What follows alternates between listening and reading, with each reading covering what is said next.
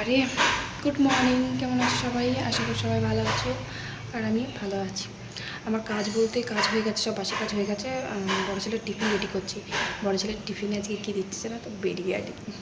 বিরিয়ানি খেতে ভালোবাসে, তো বিরিয়ানি করেছিলাম অনেক দিন আগে করেছিলাম। তো এবার যে চালগুলো নিয়ে এসেছিলাম না সেই জন্মদিনের দিন, সেই চাল অনেকটা ছিল, ওকে প্রায় দিন স্কুলে পোলাও রান্না করে করে দিতাম। তো এবার আরেকটু চাল ছিল, আমি বিরিয়ানি রান্না করে দিত। ভাবলাম বলবো না ওকে, টিফিন বক্স খুলবে, খুলে দেখবে যে বিরিয়ানি রান্না করে দিয়েছি। ও বাবা দেখে ফেলেছে, দেখে ফেলে তো বিরিয়ানির একটা গন্ধ নেই, আতর, তারপরে গোলাপ জলের একটা, যখনই ইয়ে মানে কেউ আসবে না বুঝতেই পারবে, দূর থেকে মানুষ গন্ধ পাবে বিরিয়ানি। তো ঘুম থেকে উঠে দেখে ফেলেছে, কী আর করা যায়, বলছে আমি টিফিন নিয়ে যাবো না, আমি খেয়ে যাবো। না না, টিফিনে নিয়ে যাস, ওখানে গিয়ে খাবি। ভাবলাম যে টিফিন বক্সে ভরে দেবো ছুপি ছুপি, দিয়ে স্কুলে গিয়ে যখন খাবে তখন দেখতে পাবে ও বাবা দেখে ফেললো বিরিয়ানি এখন দম দম হচ্ছে, যে কড়াইয়ের মধ্যে বসিয়েছি অল্পটুকু, আবার কে হাঁড়ি করে করছে। এই যে তারপর ডিম বিরিয়ানি, মানে ডিম দিয়ে আলু দিয়ে করে দিয়েছি। এই যে, আরে নুরিস না রে বাবা, এই দেখো একটা ডিম দিয়েছি আর আলু দিয়েছি দুটো। মাংস সকালবেলা এখন কোথায় পাবো মাংস, তাই জন্য ডিম দিয়েই করে দিলাম। ডিম বিরিয়ানিও ভালো লাগে খেতে, আবার আলু বিরিয়ানিও ভালো লাগে, এঁচোড় বিরিয়ানিও খায় অনেকে, ভালো লাগবে। ডিমের ফ্লেভারটা থাকলেই ভালো লাগবে খেতে, মাংস না হলেও হবে। তো দম হয়ে গেছে আমার, দম হয়ে গেছে। চালগুলো হচ্ছে সুন্দর গোটা গোটা আছে। আহা, যাই হোক, ওর পছন্দ মতো খাবার তো করে দিয়েছি আমি আবার রুটি করলাম, রুটিটা না করলেই হতো।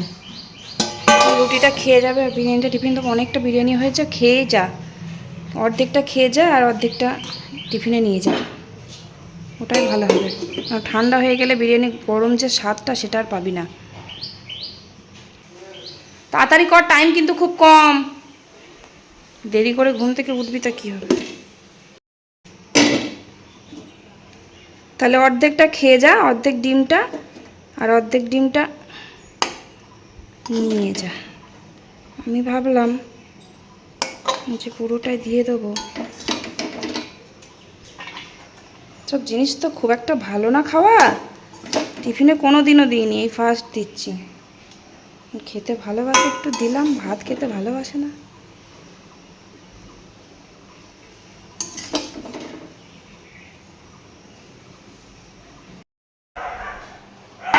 চলে আয় তাড়াতাড়ি, ব্যাগ গোছাচ্ছে, টিফিন একটু দিয়ে দিই।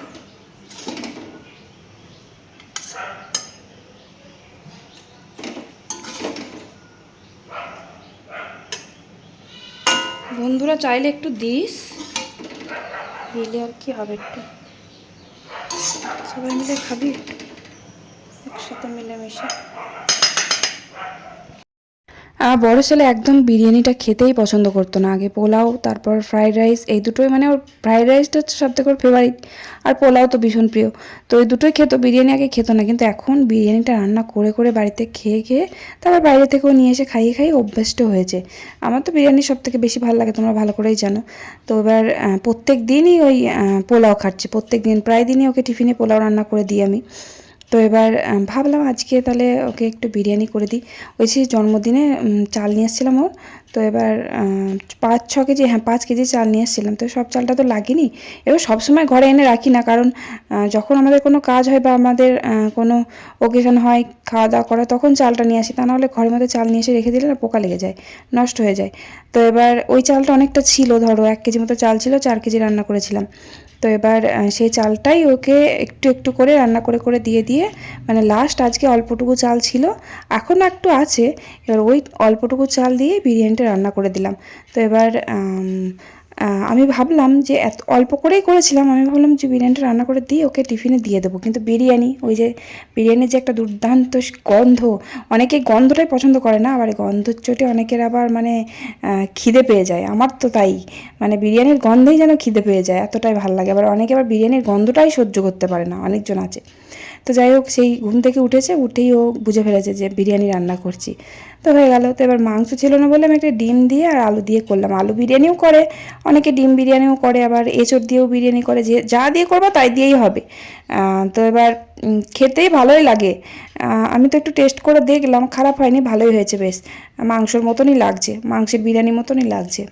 তো যাই হোক, তারপর ওদিকে বড় ছেলে স্কুলে চলে গেল, ওদিকে গুবলু স্কুলে চলে গেল বইয়ের ব্যাগ নিয়ে। ওকে ওর খাওয়ানো হয়ে গেলে ব্যাস, ওর পিঠে বইয়ের ব্যাগটা দিয়ে দিই, ও টুকটুক করে নিচে নিয়ে একা একাই চলে যায়, জুতো পরে সোজা দোকানে চলে যায়। যদি বাবা থাকে তো বাবাকে বলবে রাস্তা পার করে দিতে, মানে রাস্তার অপোজিটে ওইদিকে, তা না হলে আমার কাকি শাশুড়িকে বলে, দিয়ে দিয়ে আসে। যাই হোক, তো চলে গেল, আমি চা খেলাম, চা খেয়ে নিচে এলাম। তো ভাত বসিয়ে দিয়েছি, এসে দেখতেই পাচ্ছ। তো এই যেগুলো দেখছো, এই কুড়ো, এগুলোকে বলে কুড়ো, মানে ধান ভাঙানোর পর এই যে যে খোসাটা হয় ধানের, সেটাকে কুড়ো বলে। এগুলো দিয়ে ভাত রান্না করলে না, মানে খুব সুন্দর উনুন জ্বলে। শুধু ভাত না, মানে উনুন জ্বাললেই খুব সুন্দর, মানে একটু একটু করে ছিটিয়ে ছিটিয়ে দিতে হবে, খুব ভালো আঁচ হয়, আগুন হয়, খুব সুন্দর উনুনটা জ্বলে। তো এগুলো দিয়েই আমি ভাত কটা করলাম, কাটও দিয়েছি। যাই হোক, তো চাল ধুয়ে দিয়েছি, আলু টালুগুলো ভাতে দিয়ে দিলাম। সকালবেলাতে আলু সিদ্ধ ভাত আর একটা ভাজা বা একটা কিছু করা হয় জলখাবারে। আর জলখাবারে একজন কমেন্ট করেছে, মানে জলখাবারে তোমরা কি ভাত খাও, সবাই মুড়ি খাও না? জলখাবারে কেউ মুড়ি খায় না, জানো তো। সকালের দিকটা সবাই ভাতই পছন্দ করে, কেউই ভালোবাসে না। আসলে আমরা চাষি বাড়ির মানুষ, মানে চাষবাস করে খাওয়া মানুষ, খেটে খাওয়া মানুষদের না মুড়ি খেতে পারে না, মানে ভাতটাই ওরা পছন্দ করে। রাত্রেবেলা ভাত খায় না, মুড়ি খায় বা রুটি খায়, কিন্তু জলখাবারে ভাতটা চাই। কারণ প্রচুর ভারী পরিশ্রমের কাজ করে, তো তাই সকালবেলা মুড়িটা খায় না, ভাতই খায়। যেহেতু আমার বর সকালবেলায় খাটাখাটনি করে, দোকানে খেটে খুটে গিয়ে আবার মাঠে যায়। এক একদিন তো সকালে মাঠে যায়, মাঠ থেকে কাজ সেরে এসে আবার দোকান খোলে, দোকান থেকে এসে কাজ সেরে আবার দোকান বন্ধ করে আবার মাঠে যায়। এই জন্য ভাতটাই খায় সকালবেলা। তো যাই হোক, তারপর কটা বড়া ভাজলাম। আজকে একটু পটল দিয়ে লঙ্কা দিয়ে বেসন দিয়ে বড়া করলাম। আর হ্যাঁ, আজকে তো নিরামিষ রান্না, আজকে বৃহস্পতিবার, বৃহস্পতিবারে নিরামিষ রান্না হয়। তো তার জন্য আজকে নিরামিষ রান্না হবে। আর আমরা কি বলতো, বৃহস্পতিবার দিন আমরা খাই শুধু মায়ের জন্য, মা গুরু দীক্ষা নিয়েছিল না, ওই জন্য বৃহস্পতিবারটা মা নিরামিষ খায়। এবার বাড়িতে মা যখন রান্না যা হয় সেটাই আমরা খাই, ধরো। এবার বিরিয়ানিটা করেছি বলে তোমরা তখন বলো না যে নিরামিষ তো বিরিয়ানি কেন করলে। এবার আমরা খাই তো ওই জন্য আমি করেছিলাম বিরিয়ানিটা। আর জেঠু কালকে বাজার থেকে বাড়ি আসার সময় মাছ নিয়ে এসেছিল, অনেকগুলো মাছ নিয়ে এসেছিল। তো এবার লাস্টে মাছগুলো রান্না করছি, কারণ কালকের মাছ আজকে আবার রেখে দিলে আবার কালকে বাসি হয়ে যাবে, সেই জন্য মাছগুলো মা বললো লাস্টে করে দাও। মায়ের জন্য ওই যে বড়া, আলু আর পটল দিয়ে একটু আলাদা করে তরকারি করে দিলাম, ওটা নিরামিষি তরকারি, ওটা করে রান্না করে সাইড করে রেখে দিয়েছি। তারপর এই যে মাছগুলো, অনেকগুলো মাছ আছে তো, তাই ভাবছি কিছুটা টক করে রাখবো আর কিছুটা ঝাল করে দেবো। আর চুনো মাছও নিয়েছে সকালবেলা আজকে ভাজা খাওয়ার জন্য। তো এবার সকালবেলা ভাজা খাওয়ার জন্য নিয়েছে ঠিকই, কিন্তু আমি ভেজে দিতে পারিনি, তার কারণ মায়ের রান্নাটা আগে করব, তারপর তো আমি মাছটা ভাজবো, তা না হলে কড়াই এঁটো হয়ে গেলে তখন তো আর নিরামিষই কিছু করতে পারবো না মায়ের জন্য। ওই জন্য মায়ের তরকারিটা আগে রান্না করে নিয়েছি, তারপরে লাস্টে মাছগুলো ভাজলাম। তো মাছগুলো ঝালের মধ্যে একবারে দিয়ে দেবো, আর আলাদা করে করব না। আর মাছের টক, জানো তো, মাছের টক করে রেখে দিলে না পরের দিন খেতে খুব ভালো লাগে, মানে যত বাসি হবে ততই ভালো লাগবে। আর মাছগুলো হচ্ছে মানে বেশি বড় না, আবার বেশি ছোটও না, মানে পেটি বার হয়নি, হয়েছে দু একটা পেটি বার হয়েছে। ওই যে কাতলা মাছ এগুলো, মানে মাঝারি সাইজের কাতলা মাছ। তো কটা ওই জিরে আদা বাটা দিয়ে একসাথে ঝাল করলাম।